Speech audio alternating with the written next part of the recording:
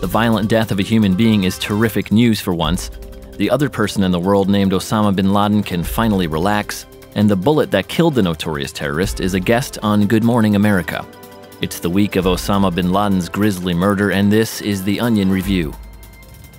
Al-Qaeda leader Osama Bin Laden was ambushed and murdered while sitting on the toilet, the American people enjoyed imagining this week. In the dramatic and fictional series of events conjured up in every American's head, Bin Laden shrieked like a little girl and scrambled to pull up his boxer shorts, right as a Navy SEAL team kicked down the bathroom stall door and blew his fucking head off.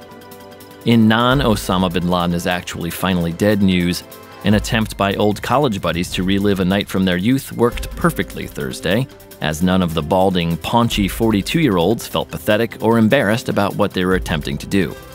The men kicked the night off outside their old dorm room, then went to the campus bar, where they ended the evening by drinking cheap beer with students who never once thought of them as depressing, creepy old losers. In sports, the ESPN Draft Butcher has broken down this year's top running backs into delicious roasts and steaks, and 18,000 fans cheered for a thing going into another thing. In local news, Encino, California webmaster Bobby Yeager has finally decided it's time to take down the photo of Brendan Fraser on the city's homepage. And in other headlines, a Doctor Who fan is mocked by a Game of Thrones fan, Obama finally tells a rambling Secretary of Agriculture Tom Vilsack to shut the fuck up, and a vomiting woman is, quote, sorry. That was the only news we felt physically compelled to recap this week. For more stories, videos, and an update on the 42 plane crash victims who were more likely to have died in a car crash, go to theonion.com/review.